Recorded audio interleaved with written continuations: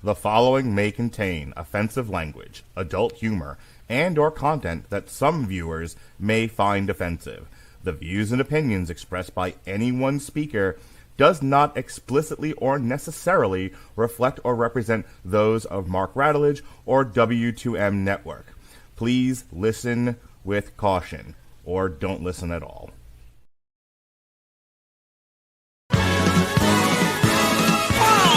There'll be spectacle, there'll be fantasy, there'll be daring do and stuff like you would never see. Be a movie, yeah, we're gonna be a movie, Starring everybody and me. There'll be heroes bold, there'll be comedy, and a lot of fuss that ends for us real happily. Be a movie, we can watch it all develop, starring everybody and me. We'll take the world and set it on its ear. Come on, join in. We're gonna start right here. And we are going to start right here. Hello, and welcome to a Radulich and Broadcasting premiere podcast triple feature. I am your host, the mandated reporter, and frankly, I'm mortified, Mr. Mark Radulich. And we are continuing to celebrate Black History Month here on the Radulich and Broadcasting Network. Joining me is my brother from another mother. They call him Jesus Shuttlesworth. He's king of the three-point play, not the three-point shot, but he'll shoot a basket and take a foul. Ladies and gentlemen, Free Throw Jones. Free Throw Jones. Larry Layup. Field Goal Frank. Hardwood Harry, Jason Teasley. How do you do, sir? Doing good. The hardwood, may be misinterpreted other ways, but doing good. That was a double entendre. Ready to talk some plight of the Black urban basketball stars tonight. Yeah, this is your pitch. This is something I pitched to you. Mm-hmm. So I'm really interested to dig in and see what you thought of these three movies that we're going to be discussing tonight. Yeah, this will be fun. I've actually seen all three of these before. I saw Above the Rim probably about when it came out. Coach Carter, I knew. Actually, Coach Carter, I don't know if I actually did see. I feel like I saw a bunch of clips on TikTok. I don't remember. I might have just seen this for the first time. Preparation for this podcast, and then I saw He Got Game when it came out. But real quick, we don't have to do the whole long thing here, but I want the people to get to know you, Jason Teasley, get all up in you. So you were a college basketball player, huh? Yep, played for a year in really low college basketball. You played for like the Tupelo Mudhens, right? Almost the Glenville State Pioneers. Got you. What was your position besides missionary? It was me on top woman in magazine. Try to take two. What was your basketball position, Jason Teasley? I played shooting guard and small forward. Got you. Did you play all 4 years of high school? No, I never played high school ball. Are you shitting me? Played church league. Played church leagues, played playground ball, and never played high school. I walked on, made a spot on the team, and so you literally went to college on brain power and money, and decided I'm gonna play me some basketball. No, I actually went to college because I wanted to get out of the small rural. Right, but you weren't offered a basketball scholarship. Is the point? No, I walked on. I went to basketball camp there previously, liked the campus and everything, liked the coach, came back up. It was, I got up there like 3 weeks before classes started, played pickup games. And then I was just like, for shits and giggles, I went to an open tryout and made it. I never played, but yeah. How come you're only on the team a year?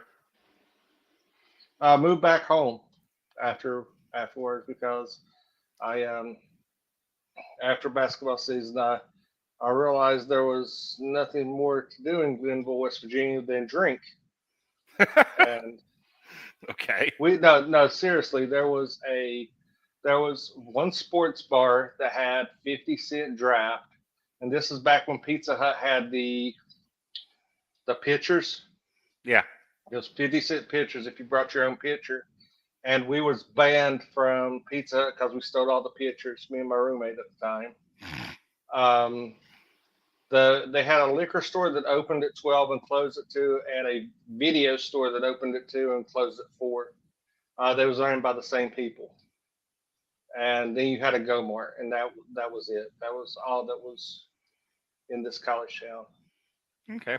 So besides the fact that you're obviously a big basketball fan, which favorite sport, basketball or football? To play basketball, to watch football. Gotcha. What's your favorite basketball team? I haven't watched NBA in I bet on it, but I haven't watched an NBA game in probably 20 plus years. I've been watching it because I've been betting on it. So I'll watch the games as I'll watch the game as I'm working on stuff for the podcast or doing a podcast, which is why a lot of times you'll see me doing this. Yeah.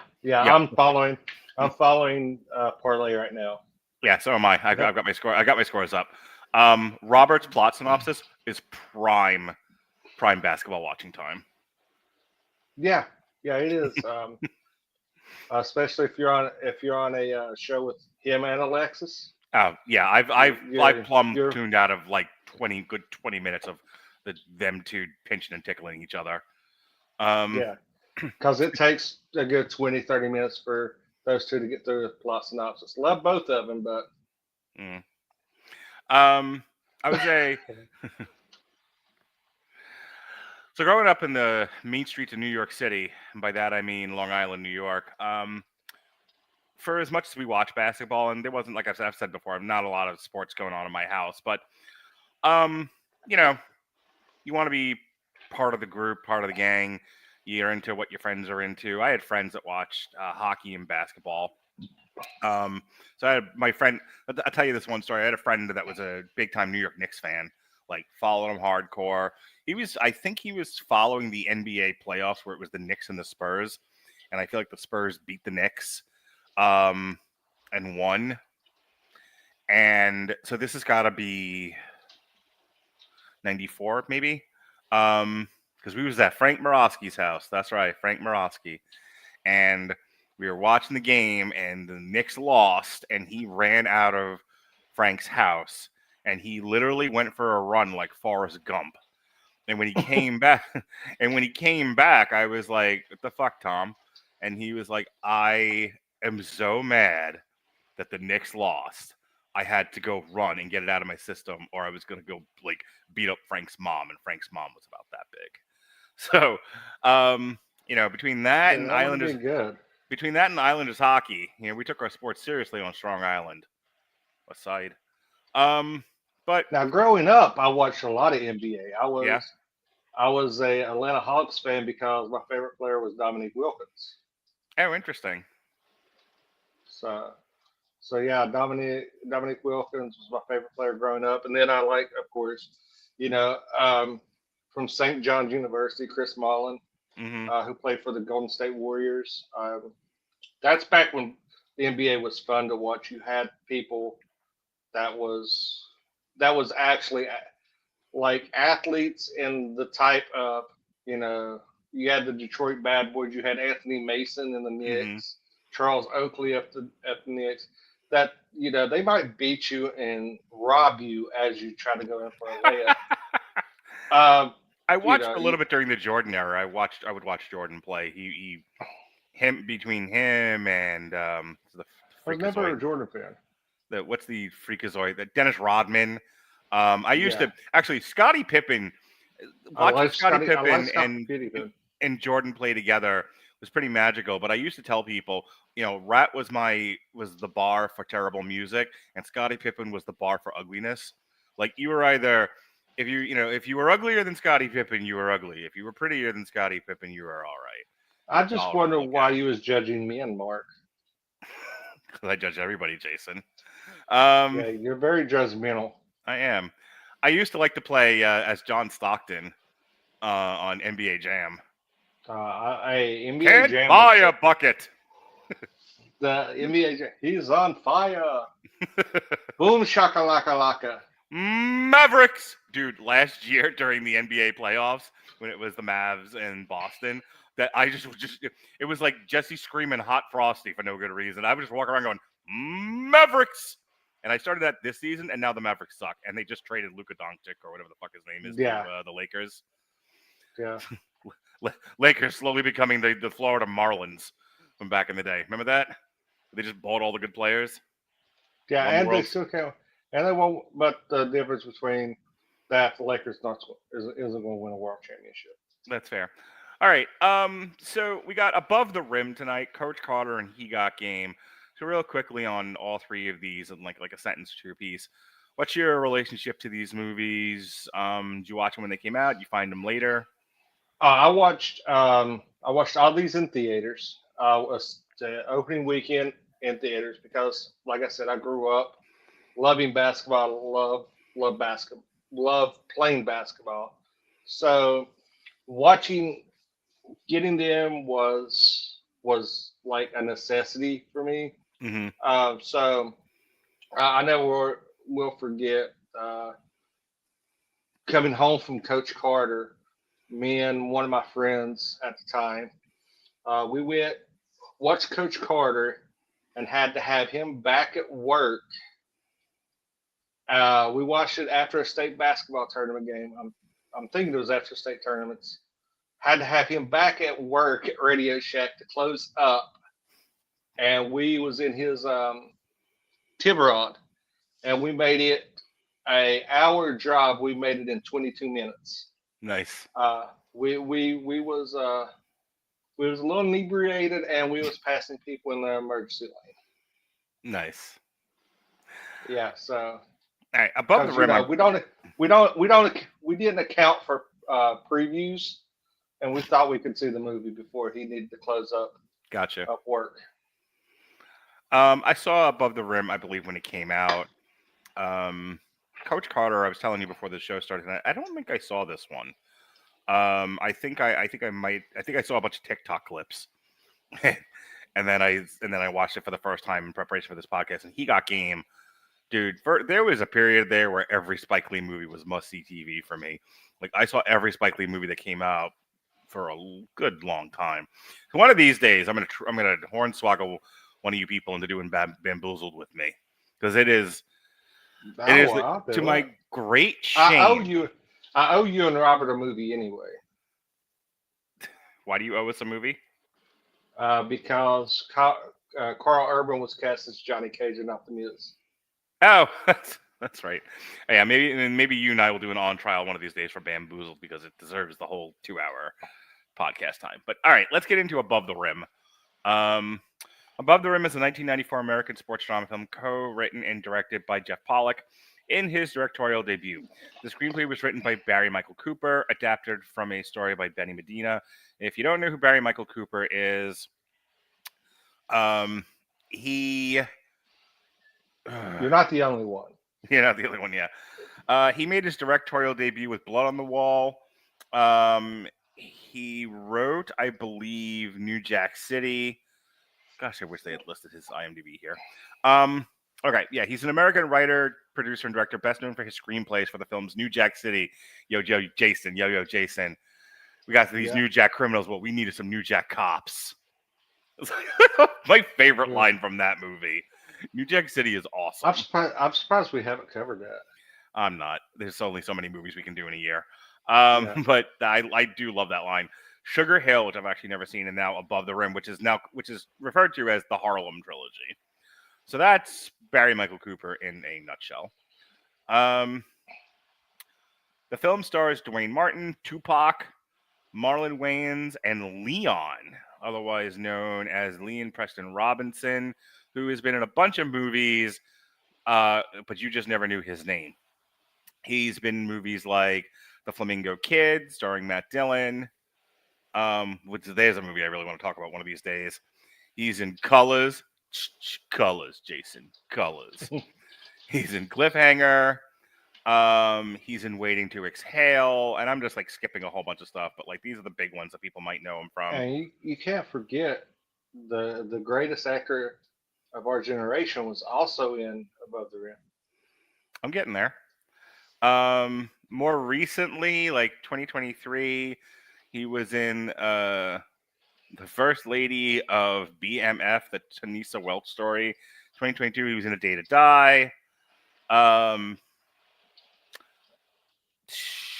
He was in 2005's Get Rich or Die Trying. He plays Joe Simmons in Ali. So he's everywhere. He's been in a whole bunch of stuff. He's, working actor. Considered the conclusion to Cooper's Harlem Trilogy, the film tells a story about a promising New York high school basketball star and his relationship with a drug dealer and a former basketball star. Now employed as a security guard at the high school, he was a promising young star for the past years.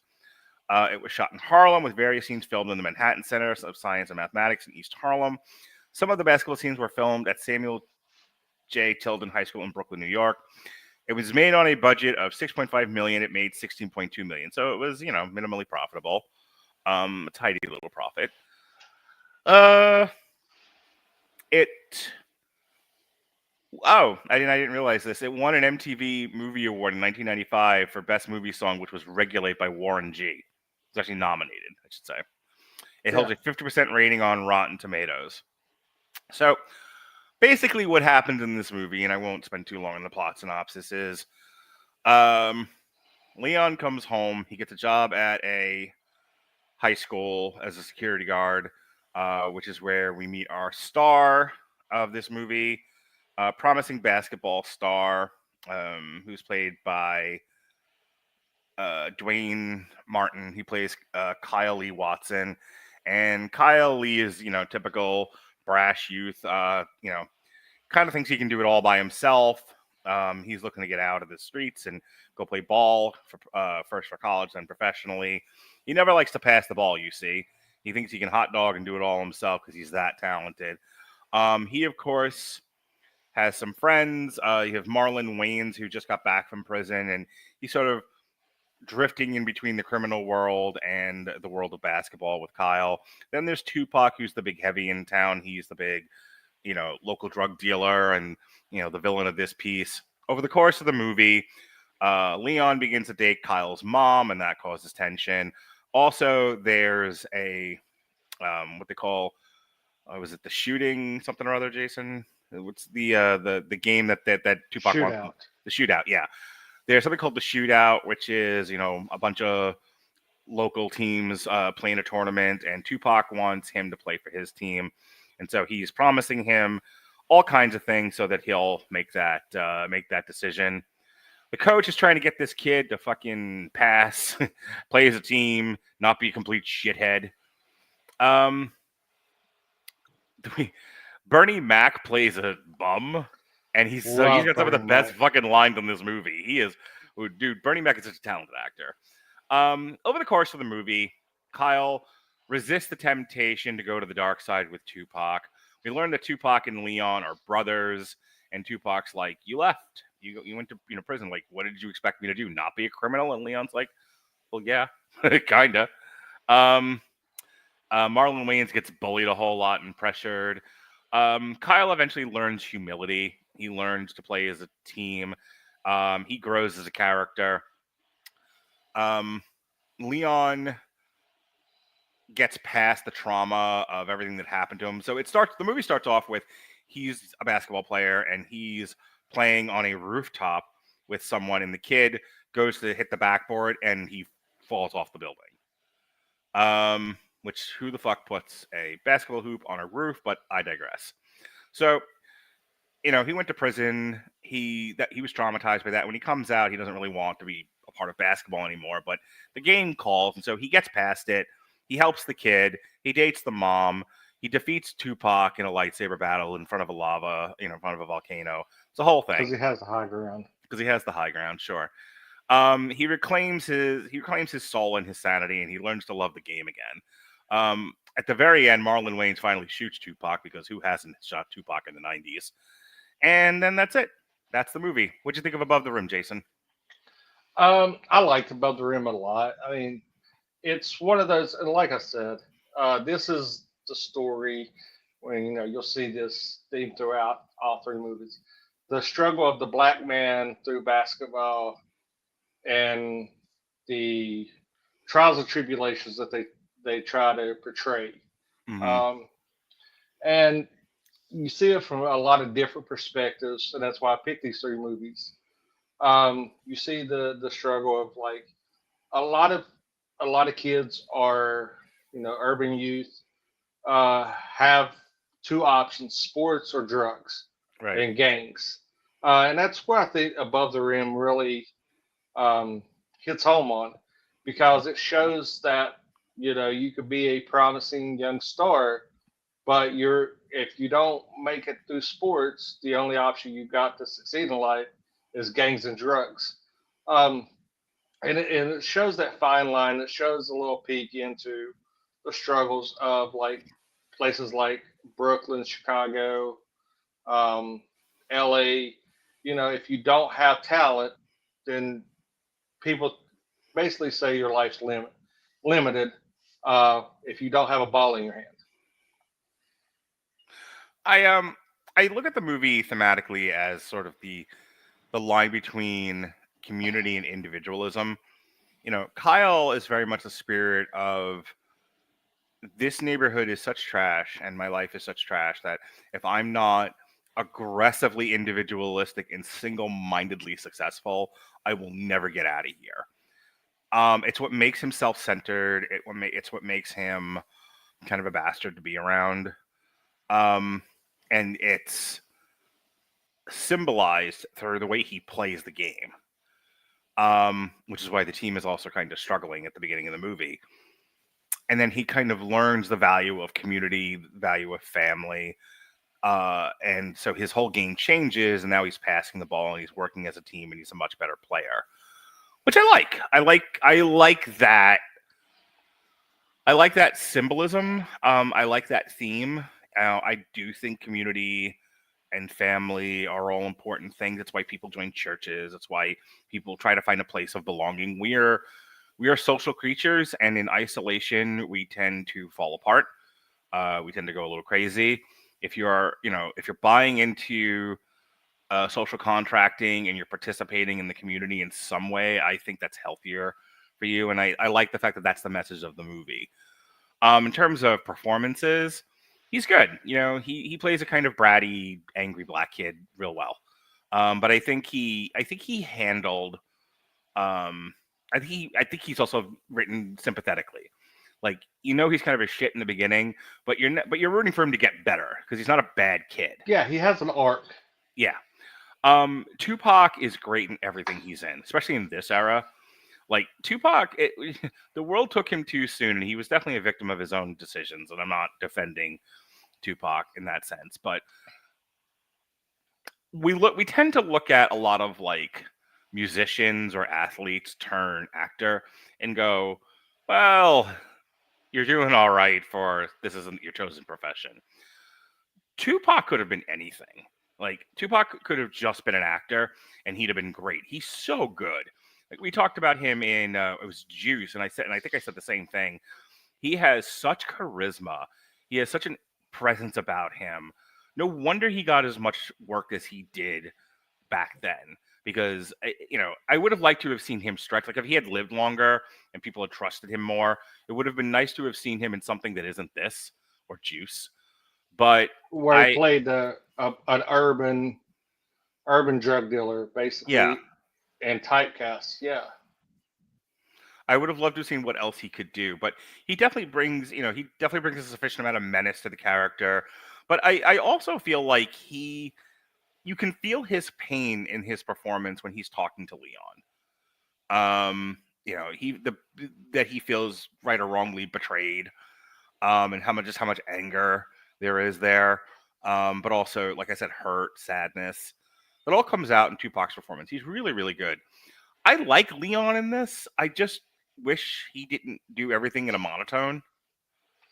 Like, Yeah, he if he would is have way too subdued. if he emoted, yeah, if he would have emoted a Yeah. little bit better and bring across the character a little bit more, I think that could have benefited the movie overall. Yeah. But yeah, Like, he was very, very it feels like the cardboard. direction they gave him was you're traumatized, so you're like pensive and guarded the whole movie, and it's like, okay, he's not a robot. Yeah, we could have seen the cardboard cutout emote more. Yeah. I don't think it takes away from the movie. It's just one of those things where I was like, he's good as like smoldering and traumatized.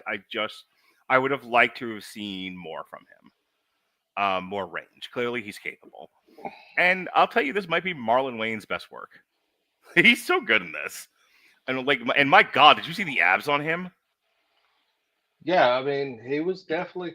I mean, you got to think this was back in '94. Yeah. So I mean, this was the height of the Wayne's empire. Mm-hmm. Damon, Marlon, Keenan Ivory. I think Scary Movie out yet, or it's soon. No, it haven't been out. Let Me Call It was still going on, Mm-hmm. if I'm not mistaken, because I don't think Scary Movie came out till later on, because I think Scream came out in '96. Scary Movie would have came out a little bit later than that, around probably '99. So yeah, this is right in the midst of the Keenan Ivory Wayans. Everybody in my family deserves an acting job, and he got this. Without him being under that direction of his brothers, he got to stretch a little bit and show that he can act. Yeah. I think he gets written off as not a great actor, but we talked about this last year when we did Respect. When he is actually asked to act and not be a minstrelly clown, he's really good. He's better than he's given credit for. Oh yeah, I would say he's better than Damon.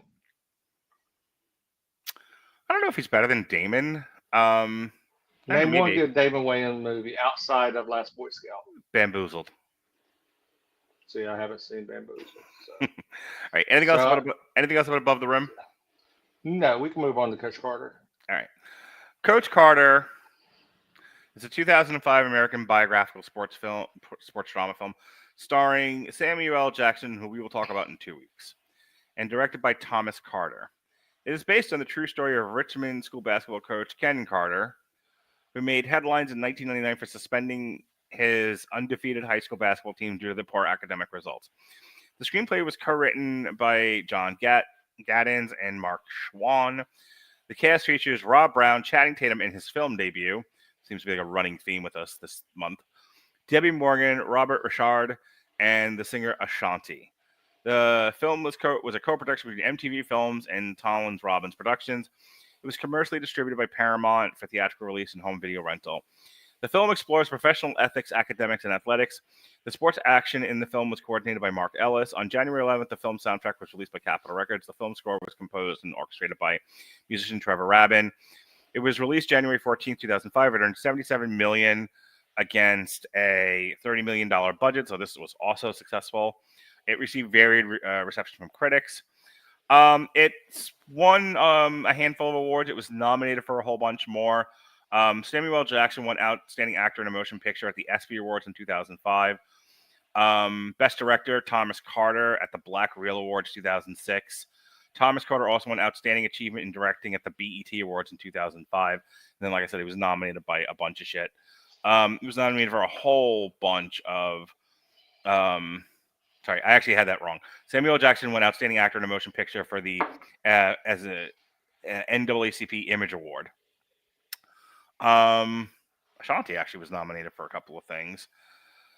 So that's this movie. So Coach Carter, kind of like what we talked about with the program a couple of years ago, where it deals with what to do with student athletes. In this case, it's high school students, and what the movie is about. And I'll get into the plot synopsis in just a second, but it basically says, what are student athletes? Are they just athletes, or are they students? Are they student athletes? What are they? Is the ability to do a sport more important than getting an education. And Jason, I really want you to just touch on this in 50 words or less. The amount of eligible high school and student athletes versus the amount of spots available in professional sports. Because outside of the NBA, the NFL, Major League Baseball, the NHL, and yes, there are other leagues, there are other places in the world to play, but in terms of making a living, you ask most athletes, if you're not in the big one, you're not making money at this. It's a tough road to hoe. So again, the astronomical odds of a student athlete fulfilling their destiny and making it to the big time. Go. I think it's something like 0.001%.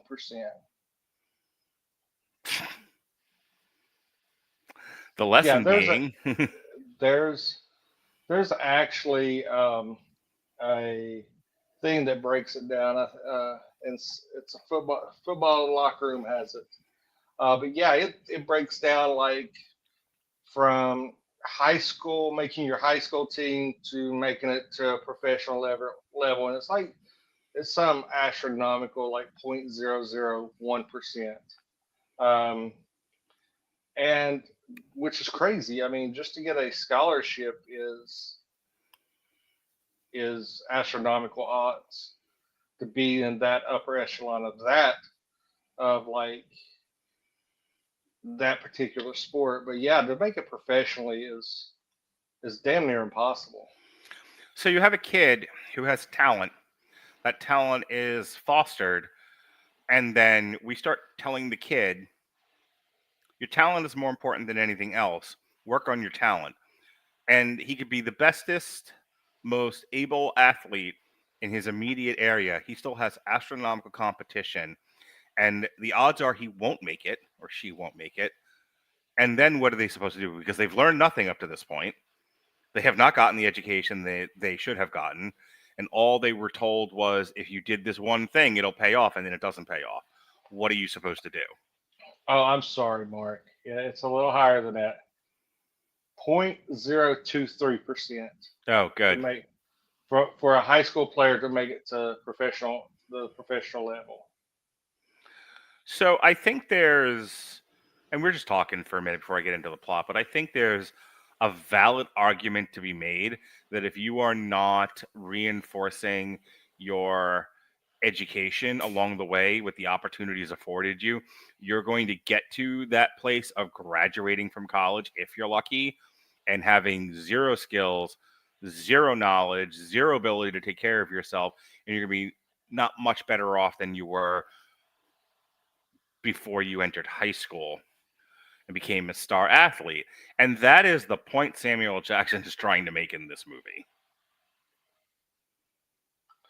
Yeah, I mean, and that's a lot of things that you don't, and you see like you see coaches, players, parents talk about the biggest part of student athlete is the student part. And a lot of people think that if you don't make it, then you don't have success, and they don't think of it as, this could be my gateway to get out of a bad situation, get out of a small town, broaden my horizons, and get a free education. And that's what people don't realize is, if you do get a D, not even it doesn't even have to be D1. You get any kind of scholarship to play sports to get a free education. That's something that you could make a career, because sports, playing sports can be taken away from you in a blink of an eye with a major injury, and you want to have something to fall back on. But people don't see it that way. They think that if you've got the talent, then you have to go pro, and if you don't go pro, you're a failure in life. I don't know what the percentage is, and I don't feel like asking my lab assistant Fancy. I named the AI Jason. The AI is named Fancy. Okay. I don't feel like asking my lab assistant Fancy, but I would imagine there's a fairly decent percentage of freshmen who are injured and unable to continue playing the sport throughout U.S. colleges. Oh, no doubt. Could you imagine that? You played 4 years of high school. You focused on nothing else. You did not, you were, you know, given gentleman C's and just socially promoted throughout high school. You were cared for. You were coddled. You were pushed because you had a talent in sports, and then you get to college and you step on the field or you step on the boards and you immediately break your leg. Or And you'll tear an never, ACL. Or right, tear an ACL. right, and you'll never play the piano again. Like, what the fuck do you do? Or God forbid, you get through all 4 years of college. You've now done 4 years of high school. You know nothing. You do 4 years of college where you majored in underwater basket weaving, and just as you start your senior year, or towards the end of the season, and you fucking get killed, and Which has happened.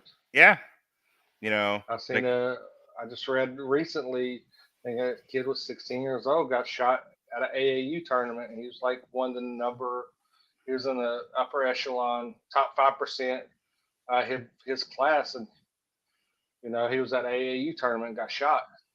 mm-hmm. Did it kill him, or did he just get shot? Yeah, And that's the end of his yeah, playing. Okay. he got dead. He Okay. assumed room temperature. Okay. Well, less than that, you can still severely injure yourself, and then that's the end. There's no professional sports for you. And then what have we learned? What do we know? What are we able to do at this point? You end up going home, and could you imagine some of these kids, like, they graduate college, they're not able to play sports anymore, they're injured or whatever, and they have to go back to living with mom?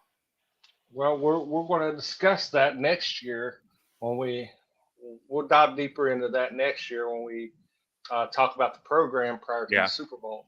Yeah, I think the movie I was referring to earlier was National Championships. All right. So the plot to Coach Carter is the high school coach is retiring, and he is asked one of the local business owners, Samuel Jackson, to take over coaching. And Samuel Jackson comes in, and basically the first thing he does is instill discipline within the kids, personal discipline, things like don't use the N-word, show up on time. And the next thing he does, and the first thing as far as the athletic stuff is concerned, is he works on their endurance, because he was like, if we're constantly outrunning the other team, we're going to win games. And that is a successful strategy. It makes sense. If you can't breathe, you can't fight.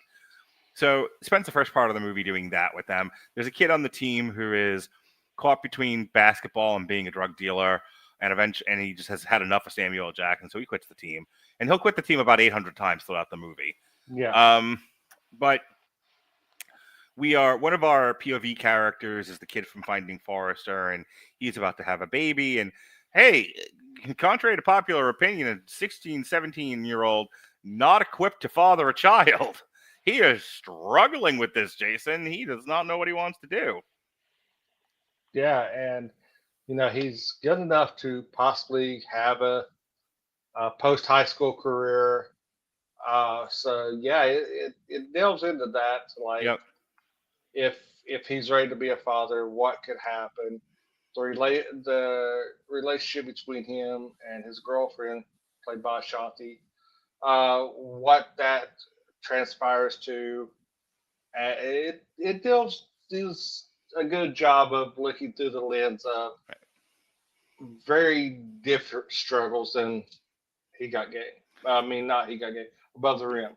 So one of the next things that happens is, initially Samuel Jackson had said, we're all signing contracts. You will show up on time. You will also do all your schoolwork. You will sit in the front row. You will not be a nuisance. You will learn your lessons. You will be good students. And they go, yes, my love. And so, they're either not going to class, or they're going to class, but they're not doing their schoolwork, and everyone's failing, and it's a big mess. So finally, Samuel L. Jackson, doing his best Edward James Olmos impression from Stand and Deliver, going, how do I get through to these kids? Basically was like, all right, I have fucking had enough of you. We're not doing basketball anymore. And by this point, the team is like undefeated. And I have to say, along the way, first the parents are just like, you want them to wear ties at games and not be animals? What's wrong with you? And they're like, he's like, yeah, okay. Maybe expect a little better of your children. Like, but they're basketball players. How do you expect them to learn to read and shit? And Samuel Jackson pulls what's left of his hair out. He's like, what the fuck Yeah, are you and, people? and he goes, they're like, we don't got money for tires. They're like 25 cents down at Goodwill. Yeah. They're like, well, I'm not shopping at Goodwill. We're not that poor. And Samuel L. Jackson just punches himself in the nuts. He's like, I hate all of you. So anyway, he's not listening to anybody. He's like, fuck you people. Then they don't play. I don't really care. They do as I say, or that's the end of you. So everyone's doing as Samuel Jackson is requesting. The kid eventually comes back, the drug dealer, and he's like, what do I have to do to be on the team? And Samuel was like, all the push-ups and suicides ever. All right. Along the way, they also learn to play as a team. And so they want him back and because he's good. He can make an outside three-pointer pretty easily. So they start, helping him out. We have a good unified team again. And then, like I said, they're not going to class, not doing what they're supposed to do. So Samuel L. Jackson forfeits 2 games and shuts the gym. Basically says, we're going to use this time to study. This, of course, in like a Stand By Me moment, agitates the entire fucking neighborhood. All the parents, the PTA, God himself, all show up to be like, dude, we want him to win basketball games. And Samuel Jackson says everything I said at the first 5 minutes of this conversation. They're not all making it to the NBA. They might all go to college, but they have to actually be good students in order to do that. Let's all come back to reality here. And I believe they vote to force him to open the gym again. But by that point, the kids have really bought into what he's saying, which is you have to take the future into your own hands and you can't bet it all on basketball like I do daily. But enough about my gambling hobby. So Speaking of which, I just lost my parlay. yeah, I don't know if I've They lost hit the mine yet. over. Let's see. Marshall and South Alabama went over. Oh, bulls. Bleh. Sucks. Sorry. Oklahoma's trailing Minnesota at the half. The fuck, Jason?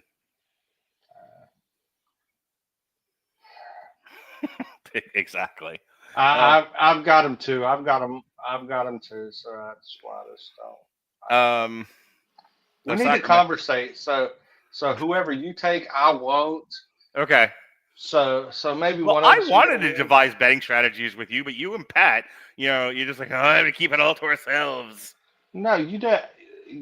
The last time you asked me about. Sorry, you're not a pretty girl. I'm not chasing you. Just tell me what you're doing. I shouldn't have to ask you. Usually when I'm making bets, I'm taking. You haven't texted me anything other than sending me your stupid reels on Instagram in months. That's why I'm asking ChatGPT to help me pick bets. You see how that's doing. I've won some hockey bets with it. Leave me alone. Anyway. Never seen. I couldn't bet on hockey if I had to. Fair enough. Move back to Coach Carter and our interest squabbling over about sports betting. So, so they decide that they're going to independently use the time that was supposed to be dedicated to practicing to doing their schoolwork. Everyone brings their grades up. They make it to the finals. They lose. It's a competitive game, but they lose in the last few seconds of the game against fancy championship school. But by that point, they were like, you know what? You can't win them all. And in the final moments of the movie, it tells you that like half of them went on to go to college. And that some of the ones that went on to go to college went on to go do good things. Well, you get one of the best sports speeches during this movie too. When Worm is asked, he's posed a question early on in the movie, and you know it's going to come back, but he gives one of the best sports speeches when he's taking.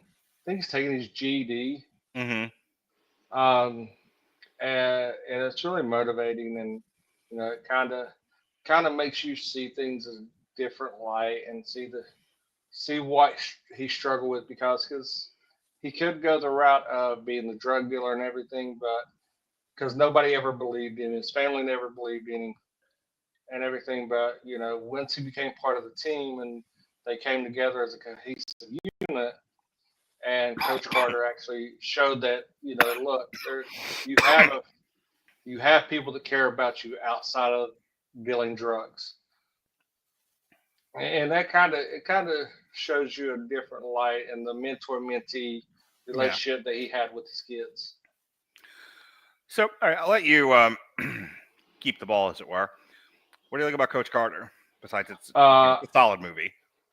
yes, top 5 sports movie, um, in my opinion.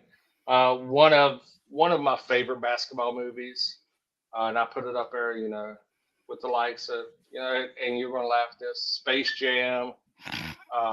Space Jam's a great movie, great basketball movie. We've actually reviewed it on Trial, as you know. Hoosiers, Blue Chips. Teen I Wolf. put it. Teen Wolf is not a basketball movie, Mark. Sure it is. I will fucking cut you. First my clothes catch on fire, then my car hits a tree. It's a thing of catastrophe. You gotta go with the flow, Joe. All right, keep going. But yeah, I mean, it's one of those movies that I could, if I see it on it, I'm immediately stopping and watching it. I'll sit down and watch it, no matter where it's at in the movie. I'll finish watching it out, and it kind of will put a pause on my day, because it's just one of those movies that I could have either on in the background while I'm doing something and watching it, or I could just, if I just want to veg out and watch a good movie, I throw it on. I really like Coach Carter. Channing Tatum's actually a lot of fun in this. He all the guys on the basketball team are fun to watch. They all give pretty good serviceable performances. The kid that plays the drug dealer, he's got a lot of charm about him. Samuel L. Jackson, he's one of the great actors of our age. He's only been in a zillion movies. 415 movies. He is fucking beloved. And he doesn't phone it in here. He really gives an earnest performance. The basketball stuff is good. It's fun to watch. Movie's a little long. It clocks in at probably about 20 minutes. Yeah, it clocks in at 2 hours and 16 minutes, and cut down the stuff with the kid from Finding Forrester and Ashanti. You don't need as much of that as they give you in this movie.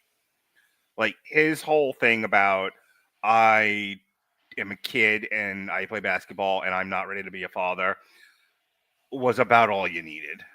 You kind of pepper some stuff in, but that's the crux of it, is that bit right there.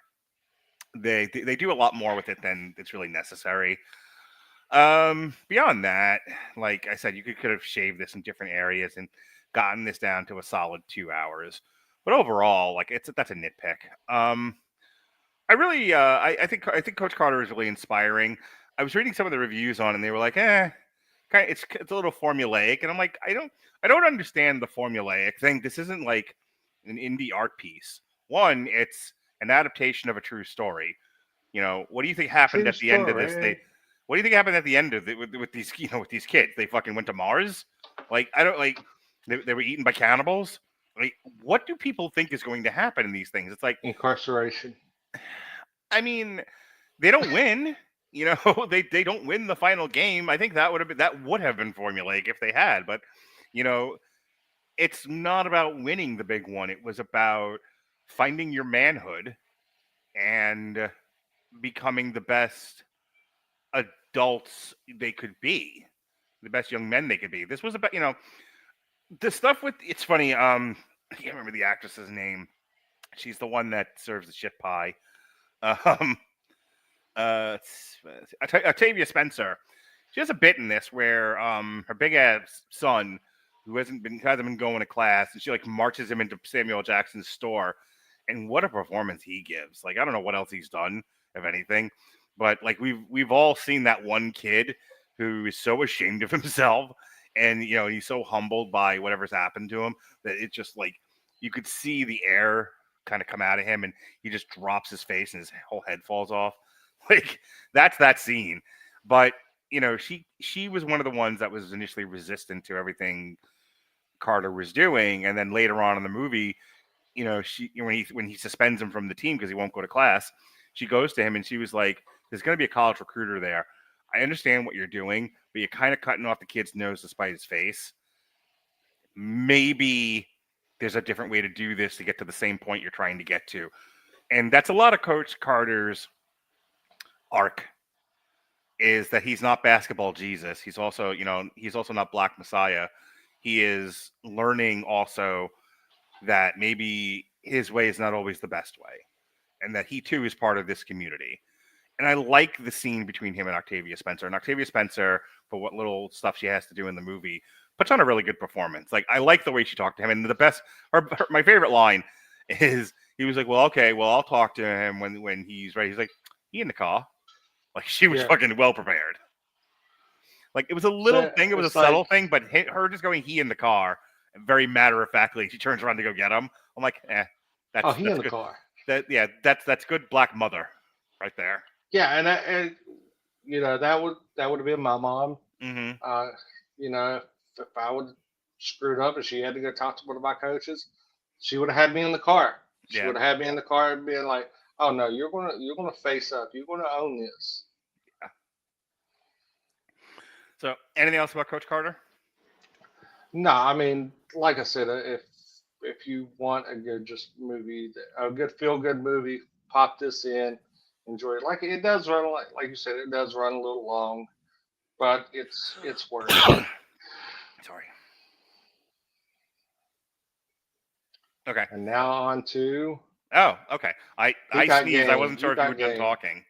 Yes. He got game. You got game. We got game. I have had fucking Buffalo Springfield in my head, like, the entire day because of this song. Because Public Enemy rapped over. Every time we stop, children, what's that sound? Everybody, look what's going down. Down. Anyway, He Got Game by legendary director. Also, for those of you who are interested and have not necessarily seen every podcast Jason and I have done together, we've been doing the Black History Month thing for a couple of years now. For real this time, not like like I said about the football one where we've only done it once. Yeah, it's been 4 or 5 years. Yeah, it's been a couple of years. And I think maybe the first or second year we did this, we did a director focus on Spike Lee movies. It was Do the Right Thing, Old Boy at Your Request, and Malcolm X. Yeah. That was one of the funniest things. Oh my God. Jason and I wanted to put on wide brim hats and pinstripe suits and just walk like this through Universal Studios. Do our pimp walk through Universal Studios. That's right. So yes, we talked at length about Spike Lee. I mentioned, despite Robert Winfrey's chagrin, that he's one of my favorite directors. I think even when he makes a bad movie, he at least makes a unique movie. Not a lot of Spike Lees out there. Not a lot of people. He definitely has a unique look in his movies. Yes, not a lot of people with his aesthetic or his vision. And there are plenty of successful Black directors out there. We're going to talk about one of them next week, John Singleton, whose movies we've also looked at the past. We did Boys in the Hood a few years ago. But you've got him. You've got Ryan Coogler. If you're looking for somebody more modern, he's the director of Black Panther and the Creed movies. You've got legendary Black director, whoever the fuck did this Captain America movie. Yeah. So, lots of different Black directors out there, but without Spike Lee, I don't think you have any of them. And Spike Lee, I think, has given a lot to the film industry. Like I said, I don't know if I would go as far as calling him auteur, but he's definitely been a very autistic. Unique. You're autistic. He's auteur. But I think Spike Lee has definitely been a unique person, a unique artist in the film industry, and I think we're better with him than without him. So with that said, He Got Game is a 1998 American sports drama film written, produced, and directed by Spike Lee, starring Denzel Washington and Ray Allen. Hey, Paula, who is Ray Allen, Jason Teasley? Ray Allen is a former NBA star who most notably played and won a championship. I think he won a championship with the Heat. Now he played for the Celtics. Not 100% sure he played for the Heat. Want me to I help you? want to say that he was down there. Yeah, go ahead. Okay. Ray Allen. Allen was a 10-time NBA All-Star, won an Olympic gold medal as a member of the 2000 U.S. men's basketball team. At the time of his retirement, he was the leading three-point scorer in the NBA until he was surpassed by Stephen Curry in 2021. As of 2025, Stephen Curry, sorry. He ranks third on the NBA's all-time three-pointers list. In 2021, he was selected to the NBA's 75th anniversary team. Allen played for the Huskies. He was the fifth pick in the 1996 NBA draft. He played for the Bucks. And then he was traded to the Supersonics. Then he was traded to the Celtics. And then after 5 seasons with the Celtics, he played with the Miami Heat for 2 seasons, reaching the NBA Finals both times and winning the title in 2013. So there you go. See, I was right. He did play for the Heat. Yeah, he's got a lot of accolades to his name. Yeah, he was a tremendous player. Cough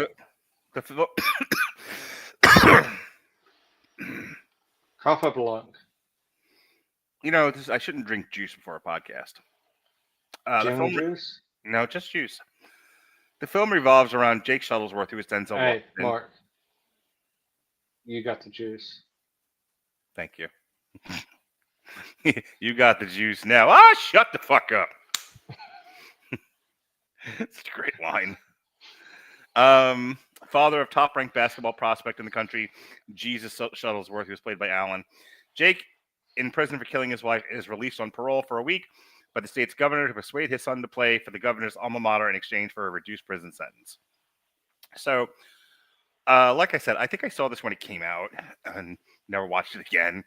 And I thought it was fine at the time. After I rewatched it for this podcast the other night, and it's okay. It's not one of Spike Lee's best, but I cannot get away from the fact that Spike Lee has a very curious directing style to where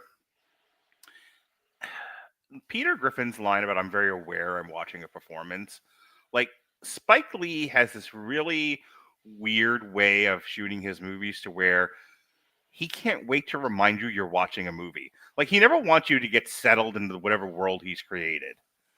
He always wants to remind you this is a performance. And it's a very weird take on making a movie. It's like some people, whether lack of talent or purposeful choice, very much make an over-stylized, like a David Lynch or somebody like that, where it's very stylized, it's very weird, and it's very artsy, and there's no fucking way you don't know you're watching a movie.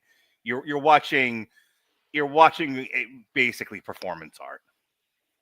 And then there's people, like Quentin Tarantino is another one, creates very stylized, like Kill Bill being probably like the epoch of this. You're watching a very stylized fantasy world that he's created. And then there's people who, like, gritty realism is their thing. You are brought into this world, this alien world that they've created, and within minutes of watching this movie, you don't know you're watching a movie anymore. You feel like you're a part of this world. And then there's Spike Lee, who is like, what if I do neither or both at the same time? Like, there are parts of this movie, and I'll get to the plot in a second, but I really had to talk about his, like, aesthetic style. There are parts of this movie where they literally cut away from the narrative so they can show you a still frame of Ray Allen doing something. Or they cut away to something else. And it was kind of like the end of Malcolm X, where they're doing the I Spartacus thing. Like, I'm Malcolm X. I'm Malcolm X. Like, oh boy. It's like, I was very much involved in the world you created here. I don't know why you had to take me out of it with this nonsense at the end. That's a lot of this movie where there's a very real, very visceral, very almost guttural relationship between Denzel and Ray Allen.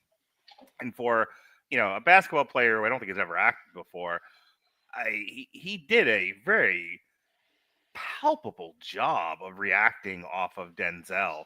Like, it's the one thing that really draws me in. Yeah, I mean, you're on on the set with Denzel. I mean, you're like, I mean, that's like acting royalty. Mm-hmm. I mean, there's very few But Denzel Ray movies. keeps up with him. Ray, Yeah, that's what I'm keeps up with saying. him. But it goes to the, you know, a rising tide lifts off ships. Mhm. I mean, you've got one of the greatest actors of our time giving you tips, giving you pointers. You're being able to play off of. I think that's. I've never seen somebody not have a good scene or something with Denzel. Right. But then, like, it's like he has ADHD in the editing room, where it's like we can't just let these scenes be what they are and let you get drawn into that dynamic relationship. He has to cut away from it to do nonsense. It's a weird movie. It's definitely weird. I don't all the way love it. So let's talk about what this is. So yeah, Denzel Washington's in prison for killing his wife, Ray Allen's mother, and he gets summoned to the warden's office, and the warden says, "I'm going to let you out for a week because the governor wants your son to play for." And I love this about we couldn't come up with a real name for a college, even in a fake world. We had to Big State. Big State. Honestly, like, was college university crossed out in the script? Like, what the fuck, Big State? That reminds me of, I think it's the Christian University of Michigan, Mm-hmm. and their shirt says, it's a Christian college, and the shirt says "Come." Yes. So yeah. So he had the opportunity to go to go to Learning University or Bookstore University, but instead he's going to go to Big State. Terrific. So Denzel's like, yeah, my son kind of hates me, and and Ned Beatty, fresh off of getting his ass raped in Deliverance, says, "Look, Mac, I will reduce your sentence. You will go home faster if you do us this favor and don't fuck around." And Denzel was like, "Well, I'll go home. I'll try to talk to my son who hates me, whose mother I murdered, to try to get out of prison earlier. Sure, that seems like a fair deal." And so he does. And what do you know? His son hates him, and it's like, fuck off. Like, so a lot of the movie is that. Then there's this subplot of Denzel screwing around with a hooker who's getting beat up by her pimp, and eventually that's not Eddie Hooker. Yes, that's Alice from Resident Evil. That's right, Mila Jovovich.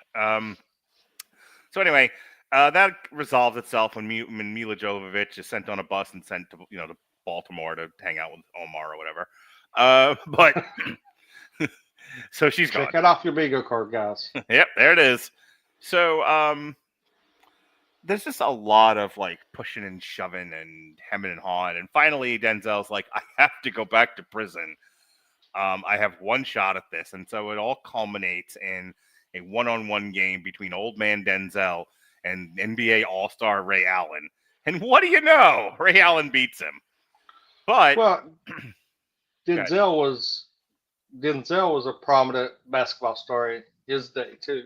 Yeah, but he's 100 when this movie takes place, and he's been in prison for twice as long. Yeah, but don't you know they got wrecked while in prison, Mark? Okay, Jason. So anyway, Ray Allen, NBA All-Star, beats the fuck out of Denzel Washington, and Denzel says, and I won't quote the entire line, but basically he was like, "Let go of the hate in your heart. It's going to ruin you, and you're going to end up no worse than I am, no better than I am." And initially, Ray Allen was like, I'm not going to go to Big State because you want me to, and I hate you. And then after Denzel's like, don't turn into me. Be better. You are better. But you're gonna fuck yourself if you hold on to hate, which I think is a nice message of the movie. And so he decides to follow his father's advice, to accept God into his heart and forgiveness, accepts the light of Jesus, and he goes to Big State. And I have to say this because I read it off the plot synopsis and I thought it was funny. There's a bit where Denzel Washington like bounces a ball over the wall and it lands. Yeah, he slings. Yeah, I was gonna mention this. Yeah, you go tag in. Jim. Yeah, it's at the end of the movie. He's in the prison yard and he's got the basketball. He goes to the out of bounds and he's got the sniper on the thing and he slings a basketball over the wall and magically through the power of production, it falls out of the rafters a big state to land in the hands of Jesus. Yes. And Jesus will save us Jesus will say. at big state. Jesus saves. Gretzky gets the puck. He shoots. He scores. All right. I mean, right? That would have been the perfect time to put the "What Would Jesus Do" on the screen. Yes. It was popular. Did I mention that Spike Lee takes you out of the world he creates to do nonsense on screen? Yeah, I mean, it's had a good ending, but yeah, Mm. the whole basketball thing, you're like, man, Denzel's got a hell of an arm. He should have went to the NFL instead of the NBA. My God, man! What? How many birds you kill with that shot? Yeah, I mean, screw it's a bird, it's a plane, it's Denzel's rocket arm. So what do you think of He Got Game, Jason? He Got Game. I really like it because, I mean, I'm a huge Denzel fan. Denzel is like probably one of my favorite actors. I can watch just about any movie he's in. Showing up. And it being a basketball movie, but it also shows the pressures of, you have a star athlete, and it's all the pressures of what comes with that. He's got a girlfriend that's a hoe that's trying to latch onto him to get out of the hood. You've got his aunt and uncle who helped raise him and his sister, trying to. His uncle gets a card simply because Jesus might go to a school.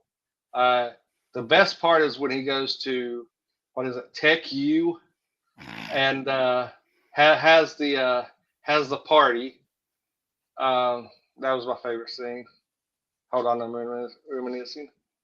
Yeah, love this scene. But yeah, I mean, it shows you that when you're the best at something, everybody wants a piece. Yeah. And everybody's intentions are not always your best intentions.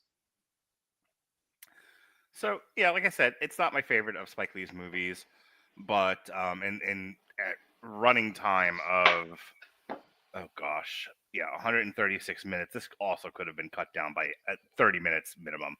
This also didn't make money. This was $25 million. The box office was 22.4. So this was yet another one of Spike Lee's bombs. It has an 80% on Rotten Tomatoes. It won, like I said, it won a bunch of awards at the Acapulco Black Film Festival. It was nominated for some NCAA Image Awards. Ray Allen was and NAACP. The words are hard. I was like, so college award, yes, I like it. So Spike Lee was nominated for the Worst Sense of Direction Award and the 1998 Stinkers Bad Movie Awards. Hot damn. So anyway, kind of closing out this discussion. Denzel's great. Ray Allen's great. I like the message of the movie, but Spike Lee's direction's a little weird, and it's way too long. I'll give you the final word here. I mean, it could have been cut down. I want to say it could have took a good 30 minutes out of it. Mm-hmm. And trim fat.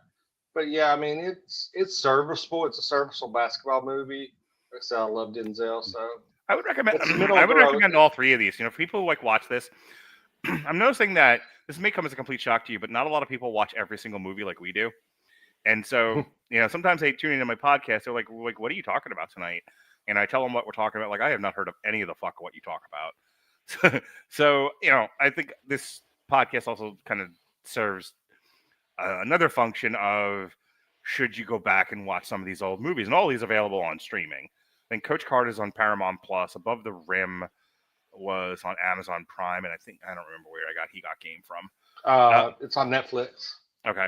Netflix or Max. But whatever streaming services you have, I would recommend all three of these, especially Coach Carter. It's probably the best of the three.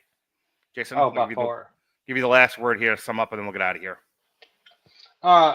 Just if you enjoy basketball and some gritty reality and behind the scenes looks from three different perspectives of people in the that deal with basketball and stuff, Highly recommend all 3 movies.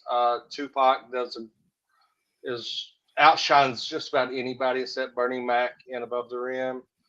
You know, Samuel L. Jackson is Samuel L. Jackson. But it's got Coach Carter really touches your heart, shows you the plight of what happens when somebody cares about the kids and what they're capable of instead of what they can do for you. And He Got Game is just shows you that everybody everybody has their hand out when you're a superstar. Yeah.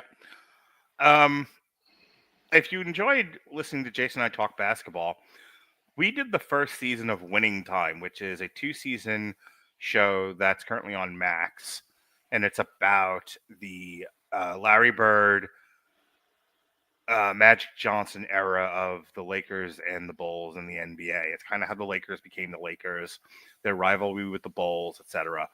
The second, Celtics. Sorry, the second season. I don't know what the fuck when it got it in your head, but you didn't want to do it, so I ended up doing it with Pat. I think I was gone on vacation. I think I was on vacation. You just told me you didn't want to do it, is what happened, and I don't know if it was you were butthurt because of the great culling that went on in 2022, but you were not interested in the second season. Did you ever finish watching it? No. You have not seen Winning Time? I've not seen the second season. No. You Right, didn't want me to. Didn't want me doing the show with you, so fuck it. Mark doesn't love me anymore. Listen, Mark would rather. I will not tolerate your gaslighting, sir. Mark would rather play in the sandbox with Pat and forget about who brought him to the show. That's all I'm saying. Anyway, Alexis, I did the first season of Winning Time with Jason, and then Jason didn't want to do the second season, so I did it with Pat, and Sit on a throne of lies. I speak only the truth. So anyway, despite Jason's gaslighting and possible insanity, you should check out the first season of Winning Time that Jason and I reviewed. A really good conversation, and you get to hear more of Jason talking about basketball. So that's all I wanted to say about that, you asshole. Best compliment of the night. Super. All right. Speaking of assholes, on Monday, Robert and I did Damn You Hollywood. We reviewed Love Hurts. How was that? Meh. Wait till it comes out on like streaming and watch it for free. Yeah. This Sunday, allegedly, we are doing West Wing Season 2, which I have to hurry up and finish watching. Monday, we're talking Because God Hates Me, Captain America: Brave New World. There's probably 150 people. No, I don't. I think it's just me, Robert, and Alexis. Fuck, I don't have anyone's name on that one. So allegedly, whoever shows up. Yeah, I might be just talking to myself. Me and Fancy, which I'm actually kind of fine with. Much prefer to do a podcast with Fancy these days. And then a week from tonight, we have another Black History show. We are looking at John Singleton movies, all the ones I fucking avoided. Poetic Justice, Higher Learning, and I love Higher Learning. What are you two doing there? Plotting? Yeah. Plotting to steal. Steal the knowledge. Ooh, Ice Cube. Higher Learning is... I haven't watched it in a long time, so I'm really... I just wanted to be an engineer. I'm really excited about it. Oh my God. I can't wait for Higher Learning. I've been having my girlfriend watch at least one of these, each week that we've done them. Like I made her watch Dreamgirls and The Wiz, but I also made her watch Coach Carter. I might have to make her watch Higher Learning. Higher Learning is fantastic. I told all the black women I work with that we were doing Baby Boy. I was like, what are you doing for Black History Month? And I go, and I get to this one.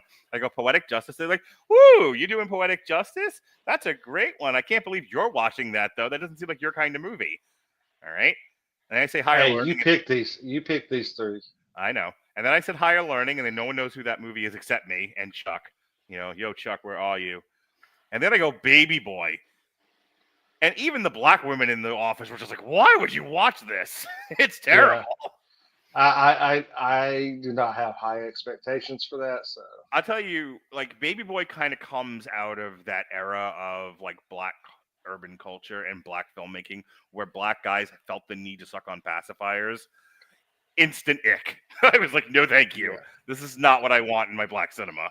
But Yeah. we've already done a lot of the other John Singleton stuff, so And we can throw John Q in there. So yeah, we're gonna do Poetic Justice, Higher Learning, and Baby Boy, and I will try not to kill myself while watching it. I will be Suicide Hotline maybe on speed dial. And speaking of killing myself, the next episode of the Indie-Siders will be Friday the 21st at 11 o'clock at night, because I'm accommodating Harry.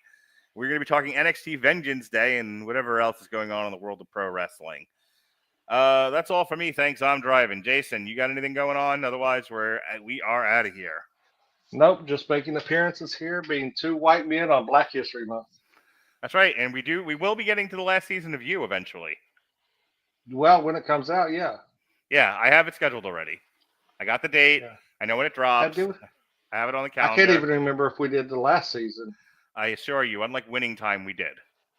Yeah, I mean, I'm sure we did. I just can't remember doing the show. It's the final season of You. I can finally be done with this nonsense that you made me watch. Don't. Whatever, you love it. All right, and I love you, Jason. I love you too, Mark. For the love of basketball, he's Jason Teasley. I'm Mark Radulich. Be well, be safe, and behave.